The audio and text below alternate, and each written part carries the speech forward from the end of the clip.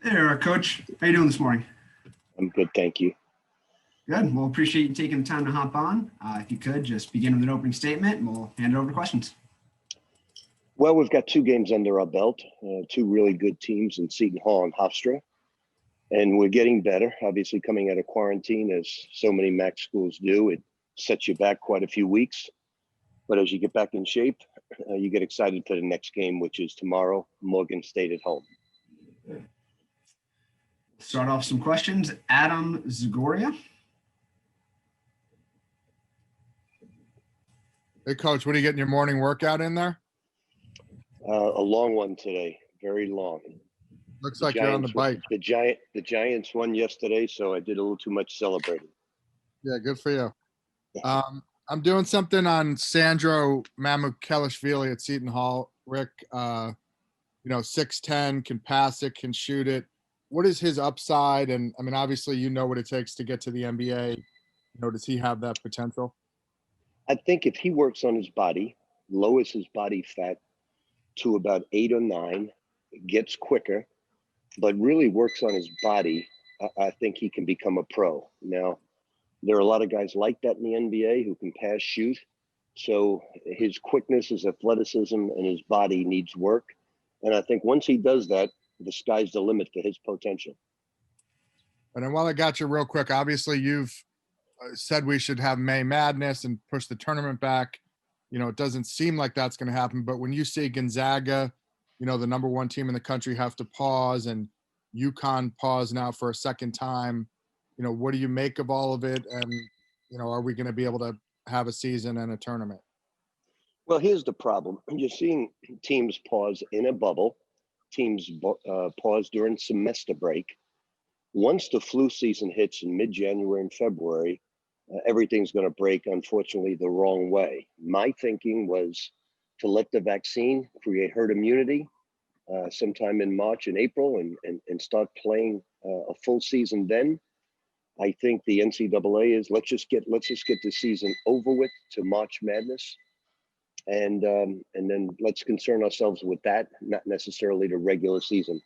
I'm not saying I disagree with that. I'm just saying the healthiest, safest way would have been to create May Madness. That's just me, because the flu season is coming. States are shutting down, and we're not even into Christmas vacation yet. So obviously it's not going to change. The NCAA has made their bed, and now they've got to sleep in it. And let's hope that we get in as many games as possible leading into March, and everybody stays safe and healthy. Okay, thanks. Enjoy the workout. Thank you. Coach, I'll hop in now. Your game tomorrow against Morgan State. For you, that'll be your Heinz Center debut. So what's it mean to you to making that debut for Iona? I don't think it really matters where you play right now because there are no fans. It's just a court. There's no advantage except you have to travel. Certainly, it doesn't. There's no special meaning behind it because there's no fans. I think once fans come back, once everybody's there, and the excitement and the excitement for college basketball with fans and the band and the cheerleaders, then it becomes something special. But right now, it's not. Let's go over to Ken Kreitzer. I apologize if I'm butchering the last name, but Ken, go ahead. Yes, good morning, Coach. Just tell us a little bit about how you see the process for this team evolving. You mentioned you've got 2 games completed, but you're really working with a couple of players from last year and many that you brought in. How do you see the process working for this team to evolve over the year? I think you pretty much said it the way you navigate through the problems that we're having, and then evolving into just trying to improve each player individually, because to me, there's 15 new players in a new system, and to them, there's a new coach in a new system. So you're just trying to get every individual. I've seen a lot of improvement in Isaiah Ross. I've seen improvement in a number of different players right now. Nelly from Nigeria has really worked hard on making his game better. We're trying to improve their strength training as well.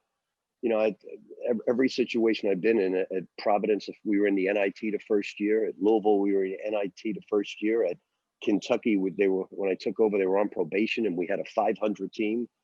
But I always had returning players. Right now, not necessarily under my system, but returning players who really had great experience. This is not that type of team. I only have really 2 players with experience, Isaiah Ross and Dylan Van Eck. Asante got hurt last year. So it's a new program. It's a new building. I did not have the luxury of having a great coach there last year, and Tim Kluse. Would have been a much easier transition if Tim was coaching last year, because he is a fantastic coach. So we're just starting fresh. It's exciting. It's very new to everybody, and very exciting for all of us. And Coach, maybe just ask you about, you mentioned Nelly Junior Joseph from Nigeria had a strong game this weekend. How do you see his game evolving as he gets acclimated to being in the United States and this style of basketball? Well, I have 2 great players from Africa. I've had great success with African players. I have another young man, Osborne Shima, who's out with a serious groin injury, but he showed great promise, a lot different than Nelly.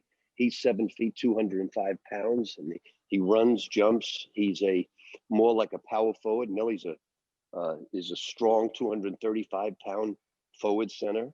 And both of them, I think, are going to evolve into some form of a professional basketball player, not necessarily the NBA, but they will definitely play professional basketball somewhere, someday.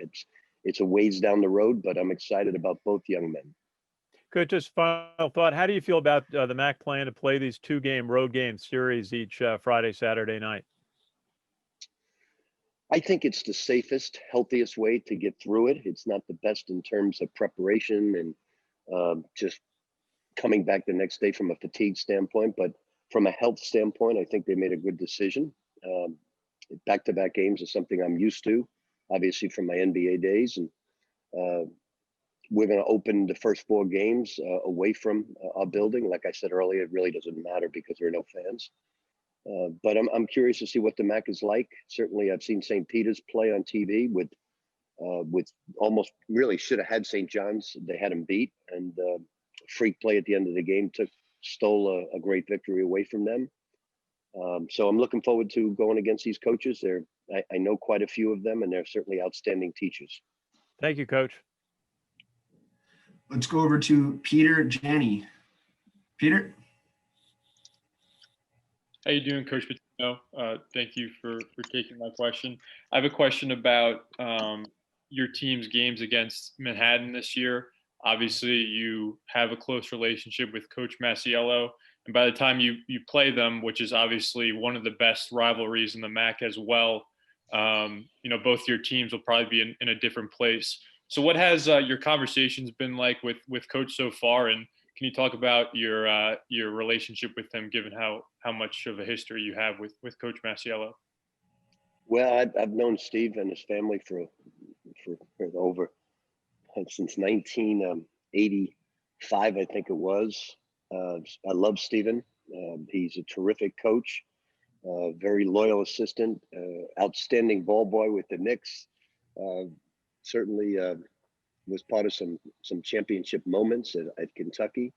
So I love Steven, and certainly we'll have a good rivalry, but we'll go out for a beer after the game and be like we always had, coach player, coach assistant, and we'll always remain close. I root for him every time he plays, and just love him and his family dearly. Now let's go over to Josh Thomson. Josh? Hey, Coach. You guys have anything planned or anything close in the works in terms of other non-conference games? I know that there was something maybe for later this month. Anything else that's been finalized? Yeah, we're going to play Coppin State right before Christmas, and we're looking for another game right before Christmas. We need to get as many games in as possible. We were actually even going to take off. The date didn't work because we were playing Hofstra, but we were going to take off and go play Texas Tech. We were going to just hop on a private plane, and head out to Texas and play them. Unfortunately, we had a game the day that they were open. So we're open to anything. If somebody needs a game, and whether it's home or away, we'll just get on a plane and play the game. Try to get in as many games as we can during this pandemic and stay as safe as possible. Is the Coppin State game, have you signed a contract for that? Like, is that finalized? We have, yes. And that's at home, right? On the 23rd? It is. Okay, great. It's either the 21st or the 23rd. I'm not exactly sure. Okay. Let's go over to Paul Doyle. Paul? Hi, Coach. Thanks for taking a few minutes.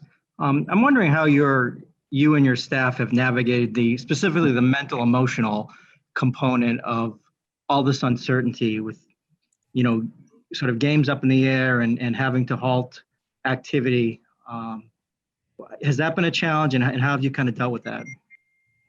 So far, my guys have done a terrific job of, we talk about staying in our basketball bubble of our dorm.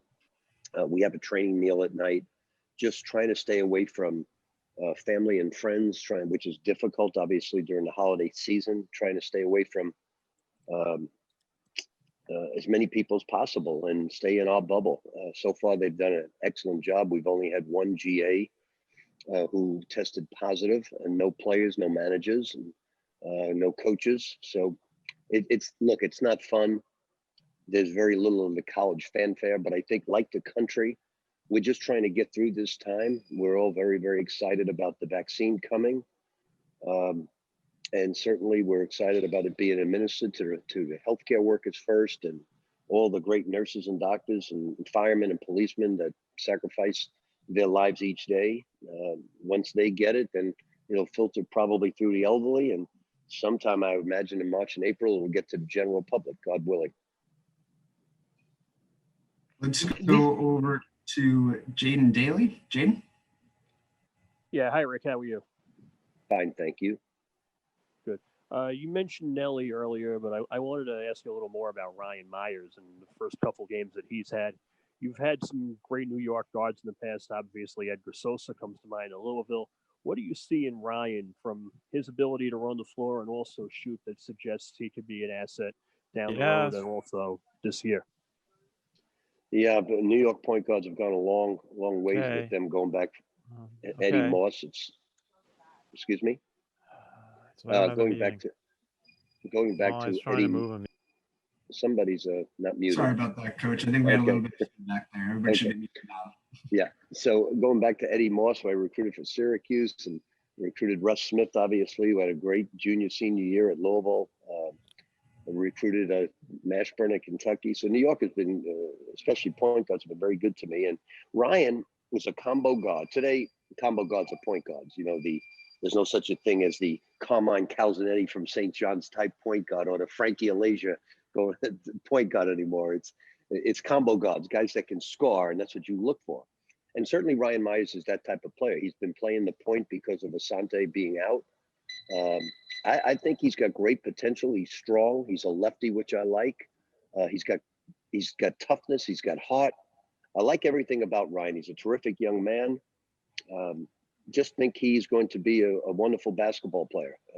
Right now, he's having a difficult time playing in a pressing, running style because it demands so much out of the point. And he's in an ideal situation for playing time. He's getting a lot of playing time as a freshman.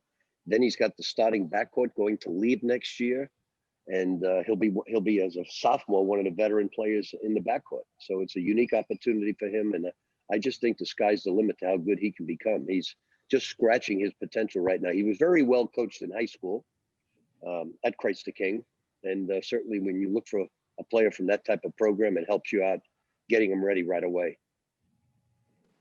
Thanks, Rick. We'll talk tomorrow. Good luck. Okay, thanks. All right, Coach. That's all the time we have today. Just wanted to say we appreciate you hopping on.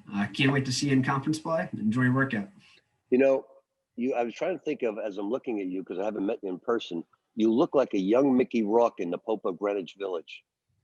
Perfect. I'll take it. See you. Take care. I'll run with it. Thank you very much, Coach.